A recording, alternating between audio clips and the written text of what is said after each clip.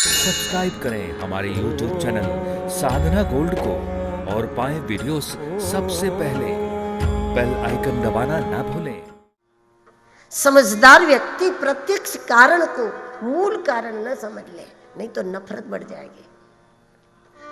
प्रत्यक्ष जो व्यक्ति है दुख पहुंचाने में वो निमित्त कारण है, वो वास्तविक कारण नहीं है। वास्तविक कारण उसकी गहराई में होता है। एक धनवान व्यक्ति अपने घर के नौकर चाकरों के साथ अन्याय करता है, मान लो। धनवान व्यक्ति अपने नौकरों को समय पर जो देना चाहिए नहीं देते, जो आराम देना चाहिए नहीं देते, उसका शोषण करता है, तो वो तो बेचारा क्या करेगा? वो क्या करेगा इस समय? उनके पास तो कोई उपाय नहीं है हमारे घर में नौकरी करने के अलावा। एक धनवान व्यक्ति अपने घर के नौकर चाकरों के साथ अगर अन्याय करता है, उसका शोषण करता है, हद से ज्यादा उसके पास श्रम कराता है, जो भी हो, और उसका जितना अधिकार बनता है उतना अधिकार हम उसको नहीं देते, तो वो कुछ भी नहीं कर सकता आपके साथ। लेकिन बहुत जल्दी शरीर छोड़कर आपके घर में बेटा बन करके आएगा या पोता बन करके आएगा, तभी सब बराबर करेगा।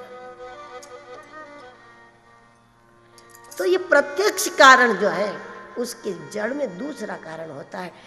प्रत्यक्ष में जो दुख पहुंचाता है उससे हमें नफरत नहीं कर, बचकर जरूर रहे, लेकिन उससे नफरत करने से परिणाम नहीं आता, क्योंकि वो निमित्त कारण है, वास्तविक कारण नहीं होता। और ये कारण है, मैं जवाब नहीं देता, मैं चिल्लाता नहीं हूं, मैं रोता नहीं हूं, इसका कारण ये नहीं कि मैं गुनाहगार हूं, लेकिन मैं इस पर विचार कर रहा कि मैं इसको जानता तक नहीं हूं, मैंने कुछ नहीं बिगाड़ा इसका, और फिर भी ये घोर पीड़ा मुझे दे रहा है। 3 पैर तोड़ दिए मेरे अकारण। सामान्य मनुष्य कहता कि अकारण ये मुझे कष्ट दे रहा है, लेकिन धर्मात्मा मानता है, जानता है दुनिया में अकारण कोई घटना घटती ही नहीं है कभी। सभी घटना के पीछे कोई कारण है। हो सकता है पिछले जन्म में मैंने इसको इतना दुख पहुंचाया है और आज इसलिए ये मुझे दुख पहुंचाता है, तो हिसाब हो रहा है, इसमें मैं कैसे शिकायत भी कैसे करूं? मेरा अधिकार ही नहीं बनता रोने धोने का, शिकायत करने का, क्योंकि पिछले जन्म में अगर मैंने किया है तो ये कर रहा है। मैं बचकर रह सकता हूं, नफरत नहीं कर सकता, एक कारण। लेकिन पिछले जन्म में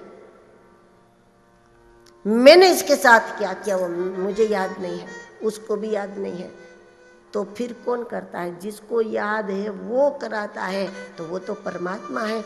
अब वो करा रहा है, तब तो शिकायत का कोई कारण ही नहीं बनता। मेरे कर्म खराब है तो मुझे ये समय पार कर लेना चाहिए आज। मेरा स्वभाव खराब है इसलिए ये मुझे कष्ट देता है, तो भी मैं जब जिम्मेदार हूं इसके लिए।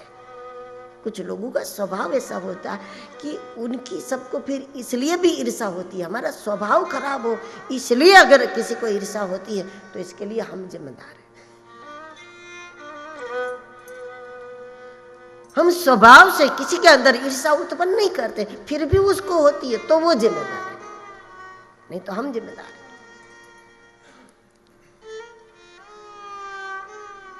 तो भगवान करा रहे हैं तो फिर तो कोई कारण ही नहीं शिकायत करें।